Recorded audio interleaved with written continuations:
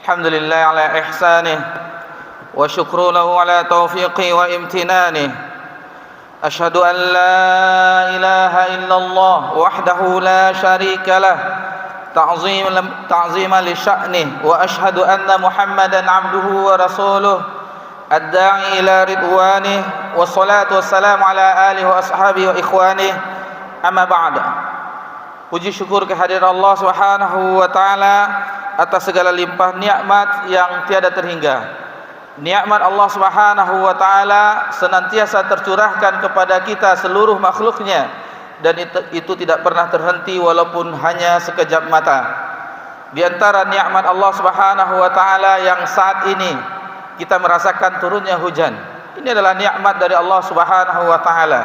Allahumma shayyiban nafi'a. Ya Allah, jadikanlah hujan ini bermanfaat. Kemudian salawat beriringkan salam kepada Nabi kita tercinta Nabi Muhammad sallallahu alaihi wasallam.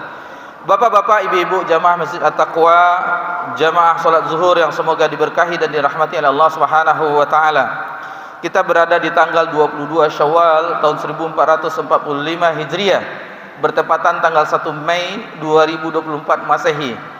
Alhamdulillah, setelah lebih kurang 1 bulan kita terpisah sejenak di bulan Ramadan, dan alhamdulillah di kesempatan yang berbahagia ini Allah perjumpakan kita kembali di masjid yang kita cintai ini. Karena masih di dalam bulan Syawal, maka kami mengucapkan kepada bapak-bapak, ibu-ibu semua jamaah, taqabbalallahu minna wa minkum. Mudah-mudahan Allah Subhanahu wa taala menerima amal-amal soleh kita di bulan Ramadan.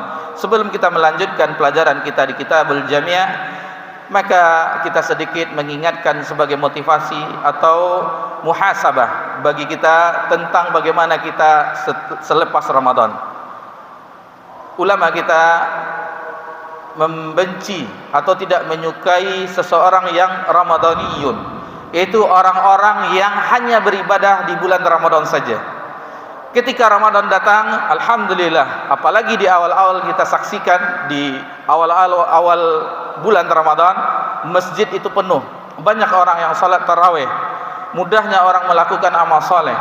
Namun setelah dikumandangkannya takbir masuknya Syawal, seolah-olah ibadah itu terhenti. Kenikmatan, kelezatan ibadah di bulan Ramadan tidaklah mereka rasakan lagi. Hari demi hari berlalu sehingga nuansa di bulan Ramadan, keimanan di bulan Ramadan itu sudah terkikis kembali. Kebiasaan-kebiasaan buruk sebelum bulan Ramadan terulang kembali. Waliyahzubillah. Makanya ulama terdahulu mencela, bi'sal qaum, seburuk-buruk kaum, la ya'rifuna Allah. Mereka tidak mengenal Allah illa fi Ramadan, kecuali di bulan Ramadan saja. Selepas Ramadan dia lupa terhadap Allah Subhanahu wa taala, kembali melakukan maksiat kepada Allah wal iyazbillah. Ketahuilah ma'asyiral muslimin wal muslimat, hendaknya kita setelah Ramadan menjadi rabbaniyun. Apa itu rabbaniyun? Bahwasanya yakinilah dalam hati kita Rabb yang kita sembah di bulan Ramadan, begitu juga Rabb di bulan Syawal, di bulan Zulqa'dah, di bulan Zulhijjah, dan sepanjang masa. Kapan berhentinya? Wa'bud rabbaka hatta ya'tiyal yaqin. Ibadahilah Rabbmu sampai datangnya al-yaqin, ai al-maut, sampai datangnya kematian. Tidak lama kita beribadah. Setelah datang kematian, tidak ada lagi ibadah. Bapak-bapak, ibu-ibu yang semoga diberkahi dan dirahmati oleh Allah Subhanahu wa taala, itu makanya ulama kita terdahulu, mereka sebagaimana disebutkan oleh Imam Ibnu Rajab Al-Hambali dalam kitabnya Lataiful Ma'arif, 6 bulan sebelum bulan Ramadan, ulama kita terdahulu berdoa agar diperjumpakan dengan bulan Ramadan, diberi taufik agar bisa mengoptimalkan ibadah di bulan Ramadan. Dan 6 bulan berikutnya mereka berdoa kepada Allah Rabbuna Jalla wa Ala agar ibadah mereka di bulan Ramadan yang Allah mudahkan, Allah berikan hidayah taufik untuk mengamalkannya, diterima oleh Allah Subhanahu wa taala. Perhatikanlah Nabi kita, Nabiullah, putra dan ayahnya ketika setelah meninggikan bangunan Ka'bah, sebagaimana disebutkan dalam surah Al-Baqarah, Nabi Ibrahim dan Nabi Ismail alaihimassalam mereka berdoa kepada Allah, Rabbana taqabbal minna innaka antas samiul alim wa tub alaina innaka antat tawwabur rahim. Nabi kita tercinta sallallahu alaihi wasallam, Nabi Muhammad sallallahu alaihi wasallam berdoa di setiap pagi ba'da subuh, Allahumma inni as'aluka ilman nafi'a wa rizqan thayyiba wa amalan mutaqabbala. Ya Allah, aku meminta kepadamu ilmu yang nafi', ilmu yang bermanfaat, kemudian rezeki yang thayyibah, yang halal dan thayyibah, kemudian amalan yang diterima. Itu sedikit motivasi kita sehingga kita tetap nuansa keimanan kita, semangat kita beribadah kepada Allah Subhanahu wa taala apapun bentuknya, baik itu salat dengan salat sunnahnya, kemudian tilawah Al-Qur'annya, kemudian puasanya. Dan ada satu hadis yang kita teringat, man shoma ramadhana tsumma atbah, barang siapa yang berpuasa Ramadan kemudian diikuti 6 hari di bulan Syawal, kana qasyamad dahr, maka dia seolah-olah berpuasa selama 1 tahun. Maka mudah-mudahan Allah ini, mumpung masih tanggal 22 Syawal, bagi yang kemarin pulang kampung menikmati kue lebaran, masih ada kesempatan 6 hari lagi, yang tersisa 8 hari atau 7 hari masih bisa kita mengejar puasa 6 di bulan Syawal. Baik, Bapak-bapak, ibu-ibu yang semoga diberkahi dan dirahmati oleh Allah Subhanahu wa taala, kita memasuki pelajaran kita, melanjutkan pelajaran kita di dalam Kitabul Jami', dan insyaallah di pertemuan ini kita memasuki bab yang baru, bab yang keempat, yaitu peringatan dari akhlak yang buruk. Alhamdulillah kita telah menyelesaikan 3 bab, yaitu yang pertama adab. Itu ada berapa 16 hadis kita bahas di masjid ini. Kemudian bab al-birri wassilah, yaitu tentang kebaikan dan keutamaan menyambung silaturahmi. Itu ada 14 hadis. Dan yang ketiga bab zuhud dan wara sebelum Ramadan. Alhamdulillah itu telah kita pelajari bersama-sama. Ada 11 hadis. Adapun di bab yang keempat, yaitu peringatan dari akhlak yang buruk, hadis pertama itu berkenaan dengan peringatan tentang bahaya penyakit hasad. Bahaya penyakit hasad.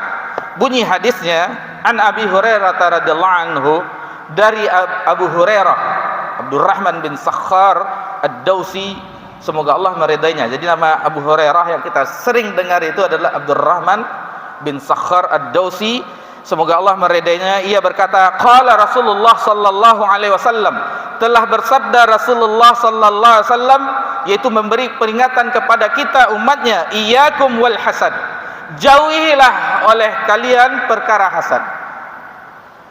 Kenapa? Setelahnya Nabi menyebutkan alasannya, fa innal hasada ya'kulul hasanat kama ta'kulun narul hatab.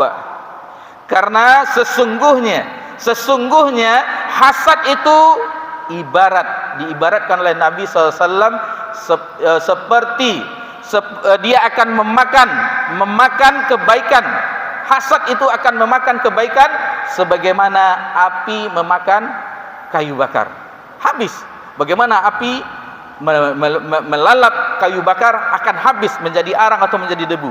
Begitu pula hasad akan membakar, akan memakan kebaikan kita sehingga tidak ada lagi tersisa kebaikan tersebut. Kemudian disebutkan oleh Al-Hafiz Ibnu Hajar Asqalani, akhrajahu Abu Daud. Jadi hadis ini dikeluarkan oleh Abu Daud dalam sunannya, wal Ibnu Majah, dan dari Ibnu Majah min haditsin An-Nasin nahwah, juga diriwayatkan oleh Anas bin Malik dan yang selainnya. Bapak-bapak, ibu-ibu yang semoga diberkahi dan dirahmati oleh Allah Subhanahu wa taala, kandungan yang bisa kita petik dari hadis ini, hadis yang pertama di dalam peringatan dari akhlak yang buruk, yang pertama tentang bahaya hasad. Dijelaskan oleh ulama kita, hadis ini sanadnya dhaif. Jadi hadis ini lemah. Hadis ini lemah, alasannya kenapa? Karena ada perawinya yang majhul, yang tidak dikenali. Jadi ada rantai rawi itu, hadatsana fulan, hadatsana fulan, hadatsana fulan an Abi Hurairah radhiyallahu anhu, ada yang tidak diketahui dari rantai sanad an baru Rasulullah, sehingga derajat hadis itu menjadi dhaif. Namun sepakat para ulama tentang hadis yang kita pelajari ini, meskipun dia dhaif akan tetapi memiliki maknanya, kandungannya adalah benar. Makna dan kandungannya benar. Makanya imam-imam yang lain seperti Imam Imam An-Nawawi dalam kitabnya Riyadhus Shalihin membawakan hadis ini. Riyadhus Shalihin, kemudian juga di dalam kitab At-Targhib wa Tarhib, Imam Al-Munziri juga membawakan hadis ini dalam kitabnya. Hadis ini berisikan peringatan kepada kita semuanya tentang bahaya dari hasad. Diibaratkan di dalam hadis ini bahwasanya dia diibaratkan kayu bakar yang dilalap oleh api. Habis amalan kebaikan kita. Kemudian Ibnu Hajar Al-Asqalani yang menyusun kitab yang kita bahas yang pindah kita sekarang biasanya di hari Sabtu, sekarang di periode ini kita pindah di hari Rabu. Gantian biasa di hari Rabu. Maka beliau membawakan hadis ini, hadis yang pertama. Kenapa? Seolah-olah Ibnu Hajar Al-Asqalani mengisyaratkan kepada kita bahwasanya maksiat yang pertama kali dilakukan di langit adalah hasad. Begitu juga yang di bumi juga hasad. Sebagaimana dijelaskan oleh ulama kita, awwalu zanbin usyallahu fis sama al-hasad. Pertama kali dosa yang dilakukan oleh hamba Allah terhadap Allah di langit adalah hasad, yaitu hasadnya iblis kepada Adam alaihissalam. Hasadnya iblis kepada Adam alaihissalam. Kemudian wa awwalul usyallah bihi fil ardi al hasad. Begitu juga dosa yang pertama kali dilakukan oleh hamba di permukaan bumi adalah hasad. Hasadnya di antara anak Adam terhadap saudaranya sehingga membunuhnya, yang kita ketahui dengan Habil dan Qabil, sehingga dia membunuh saudaranya sendiri. Di dalam surah Al-Baqarah disebutkan oleh Allah Subhanahu wa taala dalam firman-Nya, yaitu wa idz qulna lil malaikati isjudu li adama fasajadu illa iblis aba wastakbara. Jadi diperintahkan kepada malaikat agar sujud kepada Adam. Mereka semuanya sujud illa iblis, kecuali iblis.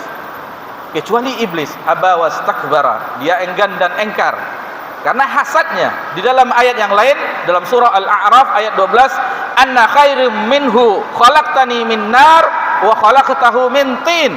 Sesungguhnya aku lebih baik daripada Adam, aku diciptakan dari api sementara Adam diciptakan dari tanah. Nah, ini bahaya apabila itu ada dalam diri kita, kita merasa lebih baik daripada orang. Hati-hati, itu adalah hasad yang ada pada diri kita. Dan hasad adalah suatu dosa keburukan yang mati-matian. Karena hasad itu mati-matian iblis menyesatkan, menggoda, merayu Adam sampai anak cucu keturunannya sampai hari kiamat. Itu bahaya dari hasad. Begitu juga dalam surah tentang Habil dan Qabil tadi, karena hasadnya salah seorang anak Adam, maka dia akhirnya membunuh saudaranya sendiri. Kemudian kita lanjutkan ke pembahasan berikutnya, definisi hasad. Apa itu hasad? Hasad adalah tamanni zawil ni'matil mashhud, yaitu hilangnya kenikmatan terhadap orang yang kita hasadi. Jadi misalnya kita hasad kepada si fulan, kita berharap nikmat itu hilang darinya. Itu yang disebut dengan hasad.